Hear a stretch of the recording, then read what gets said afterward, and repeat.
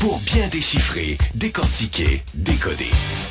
Voici Louis-Philippe Brûlé. On est de retour à l'émission. Si vous pensiez que les anti-vaccins étaient passés à autre chose maintenant que le passeport vaccinal n'existe plus, ben détrompez-vous. Ça va aussi loin que certaines personnes refusent maintenant des transfusions sanguines de crainte que le sang vienne d'une personne qui a reçu un ou des vaccins contre la COVID-19. Alors, c'est un des sujets qu'on va aborder ce midi avec Patrick Filion, microbiologiste et professeur au Cégep de l'Outaouais. Changement d'horaire pour lui, il sera avec nous désormais le jeudi à l'émission. Salut Patrick!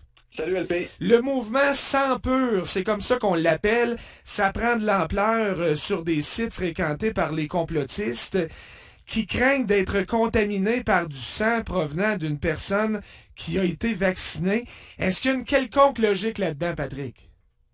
Non, LP. Écoute, quand j'ai lu l'article, je savais pas si je devais rire ou pleurer. Je pense que je sais même plus comment réagir face à des choses comme ça. Est-ce que je veux dire délire total. C'est d'une tristesse. Écoute, on parlait même d'une famille LP qui a refusé que leur enfant reçoive une transfusion sanguine parce qu'ils savaient pas ou n'avaient pas la preuve que le sang était, on va dire, pur selon leur description. Puis l'enfant a dû être retiré de la famille pour que les médecins puissent procéder à l'intervention. Écoute, on est rendu là. Il y a des gens qui vont préférer que leur enfant meure plutôt que de recevoir une transfusion sanguine parce que le sang ne serait pas du sang pur. C'est là que ça devient inquiétant. Hein? Ça a toujours un peu existé dans certains mouvements, mais on dirait qu'il y en a de plus en plus où ces gens-là ne se cachent plus. Je sais pas trop comment l'expliquer. Écoute, LP, prenez un petit cours d'histoire, puis quand on parle de sang pur, c'est jamais vraiment l'élite de l'humanité qui est sortie de là. C'est ahurissant. Ça ne tient pas. Je veux dire, peut-être la meilleure chose, justement, que quelqu'un qui n'est pas vacciné peut recevoir, c'est du sang de personnes qui est soit convalescente, qui a été infectée ou qui a été vaccinée, donc ça lui conférait une protection. Mais il n'y a pas de transfert de substances ou de produits dangereux à travers ça. C'est vraiment, je pense que les gens cherchent un peu d'attention, puis essaient de se regrouper entre eux, puis de trouver quelque chose de spécial qu'ils ont. Et on a du sang pur. Mais ça part de gens qui veulent faire de l'argent avec ça. Ça part de gens qui profitent de la naïveté ou, je sais pas comment le dire, de certaines personnes, parce que là, ils vont créer des banques de sang pur, entre guillemets, des banques de sperme pur, etc., etc., puis ils vont vendre ça à gros prix, là. Oui, puis ça, il n'y aura pas de complot dedans. Ils vont prendre ça vraiment pour du cash, ça va être merveilleux.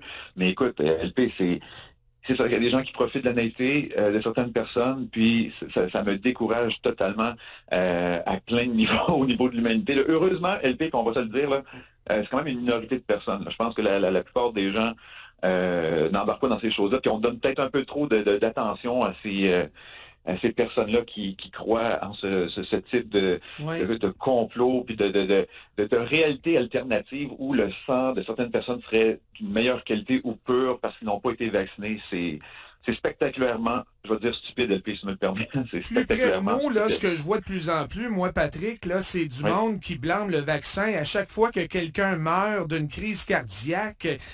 Que ce soit une personnalité publique ou encore quelqu'un dans leur entourage élargi. Je lis ce genre de commentaires régulièrement sur Facebook. Qu'est-ce que tu réponds à ça, Patrick? Ben, les gens doivent être conscients qu'il y a toujours une réalité de cause à effet. Si je me fais vacciner cette semaine et que je meurs d'une crise cardiaque dans 3 semaines, c'est pas nécessairement en raison du vaccin que j'ai reçu. C'est peut-être il y a plein de facteurs, là, les facteurs héréditaires, l'alimentation, ma sédentarité, il y a plein de facteurs qui peuvent expliquer des situations comme celle-là. On pourrait dire, OK, il a mangé tel type de céréales cette semaine, le lendemain, il meurt, donc c'est ces céréales-là qui l'ont tué. C'est pas comme ça que ça fonctionne. Donc là, on a un ennemi, en tout cas, du moins, ces gens-là ont un ennemi commun qui est le vaccin, donc on y voit plein de problèmes et on va l'accuser de tous les maux. Donc, quelqu'un qui va avoir un problème de santé, qui va mourir d'un problème cardiaque, on va dire que ce sont les vaccins, mais c'est totalement farfelu. On n'a aucune preuve. C'est vraiment juste un argument qui est facile et les gens vont embarquer là-dedans. Et avec les réseaux sociaux, donc on réalise qu'on n'est pas seul à avoir cette espèce de croyance-là où on a la validation de nos pères qui ont ces espèces de pensées-là ou de croyances-là. Ouais. C'est ça. Fait que là, ça valide un peu notre réflexion, mais écoute, LP, il n'y a aucune Mais en fait, scientifiquement, est-ce que c'est pas même le contraire, Patrick? Est-ce qu'on n'avait pas plus de chances d'avoir des problèmes cardiaques à cause de la COVID versus le vaccin anti-COVID? Oui, quand on parlait, je ne sais pas si vous vous rappelez, certains types de vaccins qui pouvaient provoquer des carios, donc ça on l'avait vu, mais le virus lui-même avait beaucoup plus de chances de nous provoquer ces mêmes carios-là. La pilule anticonceptionnelle avait plus de chances de provoquer des carios, donc il y a plein de raisons pour lesquelles des carios sanguins, des thromboses pourraient se produire, puis le vaccin, on avait vu que oui, il pouvait en produire, mais c'était seulement le vaccin d'AstraZeneca, on se rappellera. Donc oui, on avait eu des cas, mais c'était extrêmement rare, mais là on avait vraiment fait la preuve de ce problème-là. Mais à grande échelle, il n'y a eu aucun problème avec les vaccins ARN, des choses comme ça, qui pouvaient entraîner des crises cardiaques ou autres problèmes.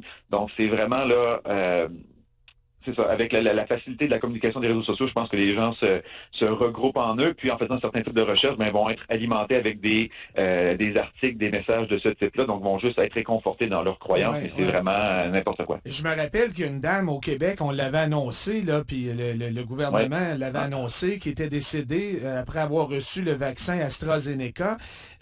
Mais bon, quelques jours après, est-ce que, je sais pas moi, 2 ans plus tard, on peut subir un malaise cardiaque à cause d'un vaccin qu'on a reçu, mettons, en 2020 ou 2021? Non, LP.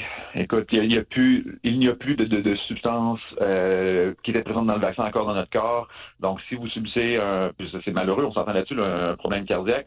Ça se passe assez rapidement, là, dans les jours suivants, le vaccin, c'est ça? Souvent, oui, ça serait exactement ça le problème. Donc, je me rappelle, on en avait parlé, c'était une dame de l'Estrie, si je me rappelle bien. Donc, c'était un drame, c'était épouvantable. Mais, écoute, à la quantité de personnes qui ont reçu un ou des vaccins, s'il y avait eu vraiment un problème, on aurait eu un taux de mortalité ou des problèmes pour mal plus sérieux. Donc là, on n'est plus là du tout. AstraZeneca n'est même plus administré depuis plusieurs mois, sinon années. Donc, on n'est pas là. C'est vraiment, encore une fois, des liens de cause à effet qui n'existent pas, mais que les gens propage comme information pour se donner un peu de crédit et attirer l'attention. Oui, c'est important de remettre ça dans le contexte. D'ailleurs, justement, il y a une étude du Conseil des académies canadiennes qui vient d'être publiée et qui conclut que la désinformation sur les vaccins anti-COVID aurait causé 2800 décès et coûté près de 300 millions de dollars au système de santé canadien entre mars et novembre 2021. Explique-nous comment ces chercheurs-là en arrivent à cette conclusion, Patrick.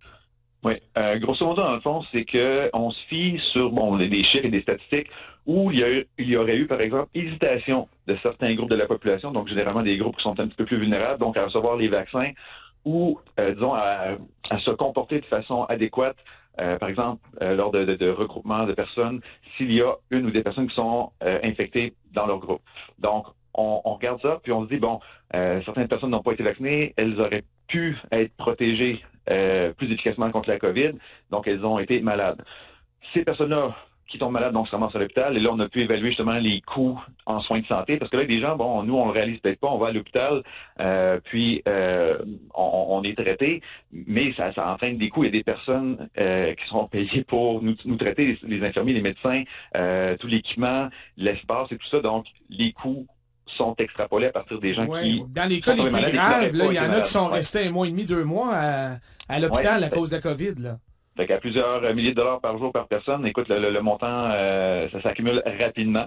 Donc c'est ça, c'est vraiment des extrapolations. Puis c'est sûr que ça demeure une hypothèse, on peut pas nécessairement le vérifier, quantifier spécifiquement, mais c'est vraiment des données là, qui sont plausibles et qui nous laissent croire que plusieurs milliers de personnes malheureusement sont décédées suite à la désinformation et à l'hésitation qui en a suivi ou aux mauvais comportements qui n'ont pas été aux mauvais comportements qui ont été produits en raison de cette non-croyance-là en soit la COVID, les vaccins, etc. OK, on va aller ailleurs en terminant, Patrick. Qu'est-ce que tu peux nous dire sur ce nouveau médicament contre le cancer du sein qui a été conçu au Japon et qui serait le plus prometteur des 15 dernières années? Oui. C'est des bonnes nouvelles pour les personnes atteintes du cancer du sein. On va s'en réjouir. Donc, comment ça fonctionne? Je vais comparer avec les traitements un petit peu plus classiques. Donc, par exemple, la chimiothérapie.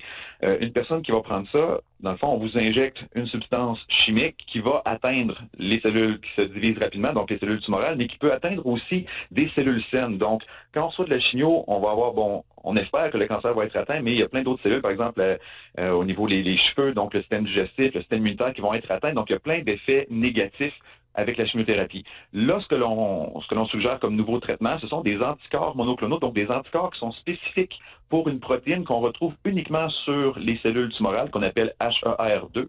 Donc, les personnes qui ont cette tumeur-là et qui expriment cette protéine-là, on leur administre un anticorps qui va reconnaître cette structure-là spécifiquement.